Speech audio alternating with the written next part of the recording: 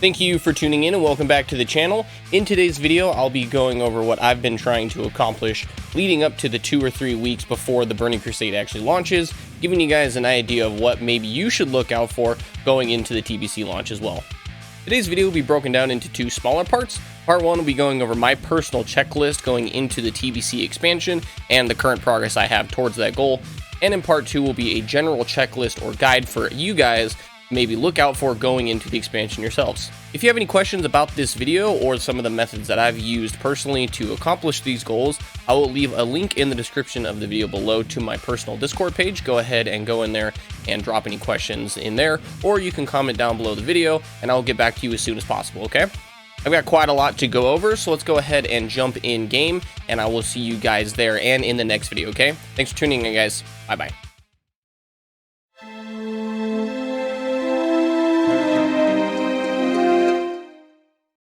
Alright, so here we are in game. We're going to be going over the 4 major goals that I've laid out for myself going into the TBC launch.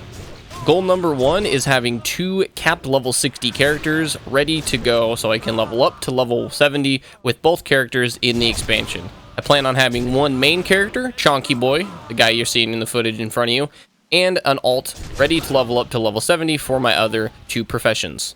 To prepare for the TBC launch, I have leveled 3 professions, 2 on my main and 1 on my main alt. On my main, I have 300 enchanting and 300 mining, and on my alt, I have 300 tailoring, and going into TBC, he will be my jewel crafter. To support my goal of getting jewel crafting as quickly as I can to at least level 300 going into Burning Crusade, I have stockpiled a list of jewel crafting supplies laid out from a guide that I followed online that I will link below in the description of the video so you can follow along and do it yourself as well if you so choose. I have stockpiled 250 to 500 of the lesser prospectable ores, including copper, tin, and mithril, and I have stockpiled 1,500 thorium ore, very specifically in the hopes of prospecting huge emeralds. By the time I've gathered enough thorium ore, I only mined 4 huge emeralds total, so they seem to be an extremely rare gem to actually mine in the open world, but going into TBC they have about a 30% chance of prospecting from 5 thorium ore, giving myself 250 chances at least to achieve the amount of huge emeralds I need to achieve my goal of at least 300 jewel crafting. The last goal that I set out for myself is have at least 6,000 gold saved up ready to go, specifically for my main Chonky Boy to get regular flying and epic flying. Going into Burning Crusade with the gold ready to get a flying and then epic flying will give you a massive leg up on the competition if you're looking to get in early and make a lot of gold and set yourself up for success early in the Burning Crusade expansion. You will have less competition from the people still riding around on their normal flying mounts, giving you ability to farm more effectively in the open world than you otherwise would.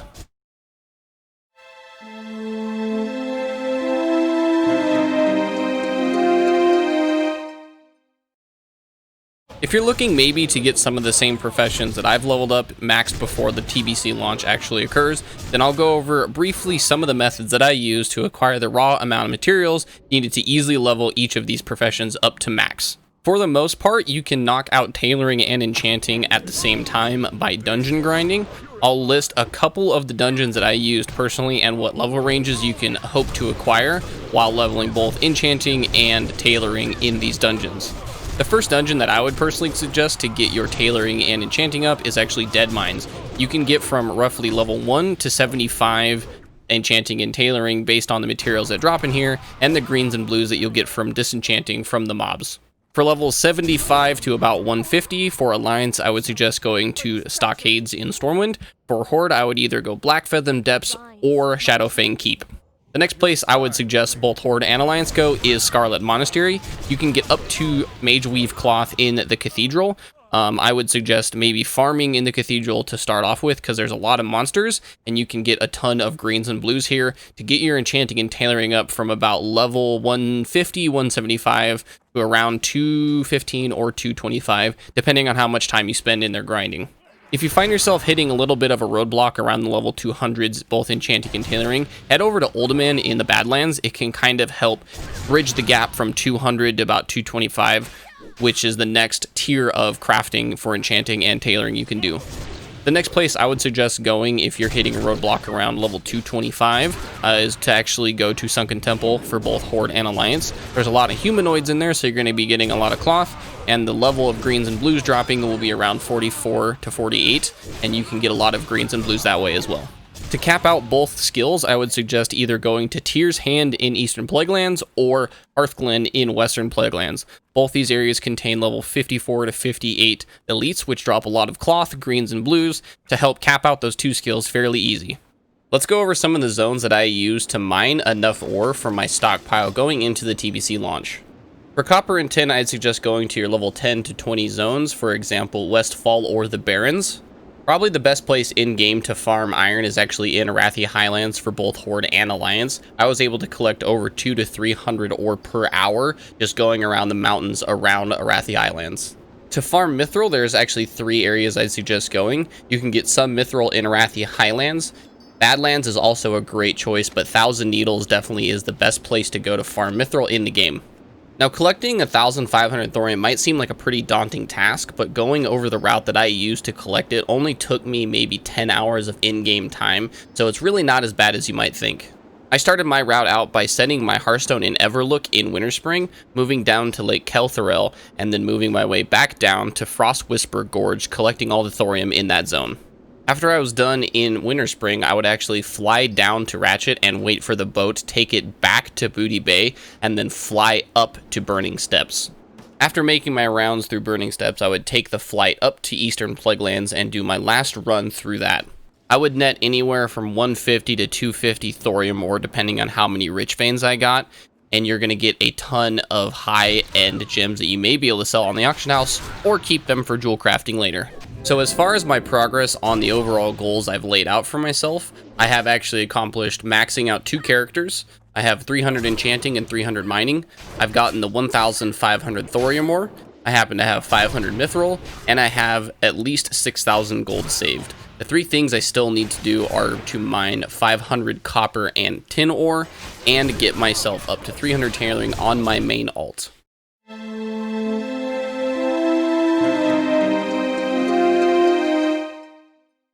Whenever a new expansion launches, there's a couple general guidelines that I'll go over that anyone can apply to set yourself up for success later on. Planning ahead or thinking ahead on what the expansion is asking of you is a good way to carve a market out for yourself going into a new expansion. If your goal is to make just a lot of gold, then being able to predict players' behavior patterns ahead of time will allow you to stockpile on certain materials that at some point during the expansion will become much more valuable later, so capitalize on that early while the market is fresh. If you look to Classic WoW for an example, a lot of people have been hoarding Black Lotus and other high-end crafting materials well in advance, knowing that their price might be affected later by certain raid content that's going to be released. If you haven't played in TBC retail, go ahead and go online, maybe to Wowhead, and look at some of the high-end crafting materials and patterns for certain professions. Make an educated guess on what you believe might be something that will go up in value later, and invest early while it's cheap. These next 2 tips for general guidelines are going to be more exploring what kind of playstyle you actually prefer. Ask yourself going into the expansion, what would you rather do? Do you want to be the guy that farms all the raw materials, or the guy who has a bunch of alts who have all the professions maxed? Either approach is very successful for the long run. You just have to look at your own playstyle and figure out what would you want to do day in, day out, hour after hour. Personally, I'm the guy who likes to farm. I actually enjoy just being out in the world, killing monsters and collecting loot. I will have a couple maxed professions just knowing how the market's going to play out, but realistically I'm probably going to spend most of my times either grinding in the open world or grinding in dungeons. If you're someone who'd rather make all your gold by doing profession shuffling, then this is definitely a good chance to do it. What I mean by profession shuffling is allowing yourself to have so many professions on so many alts that at any stage you can be producing something that's worth value to the market, and being able to capitalize on it early will allow you to set yourself up later in the market for massive gold gain. This can get pretty tedious considering you will have to level most alts up to level 70 to achieve some of the higher end profession materials. But honestly, it kind of just gets boring for me because after a while, I just spend all my time sitting in like capital cities and I just want to go out and kill some stuff. There is some value of just letting your character kill stuff rather than just having a bunch of alts sitting at banks. The last general guideline I would suggest for anyone is really look at the game from an outside perspective. Look for non-meta strats and think outside the box. Being able to find some sort of farming route or some kind of method that maybe not a lot of people have thought about or know about can allow you to corner a market and make a tremendous amount of gold and make a name for yourself on the server going forward throughout the expansion. With the new expansion releasing and the entire world opening up a little bit more, we're going to have lots and lots of opportunity to go out and find these methods that not a lot of people maybe know about and really find a way that you enjoy interacting with the game. The last but most obvious one is being an auction house bot in essence. If you look at the auction house, there's tons of add-ons that you can run to really make a big profit on the auction house. And the Burning Crusade, given that it's going to be a brand new expansion, there's going to be a lot of hype around certain materials. So take advantage of this early, invest into it, and you can make a ton of money flipping stuff on the auction house. Alright, that'll be it for today's video. Thank you so much. If you've made it this far, I do want to personally thank you. Go ahead and like, comment, and subscribe if you haven't already. I do appreciate anyone watching this video, and I've hoped it helped you guys in some capacity. I will leave a link down in the description of the video to my Twitch page and my personal Discord, so if you have any questions on this video or future videos, go ahead and leave them there, and I'll get back to you. Thanks again for watching, guys. You enjoy the rest of your night. Bye-bye.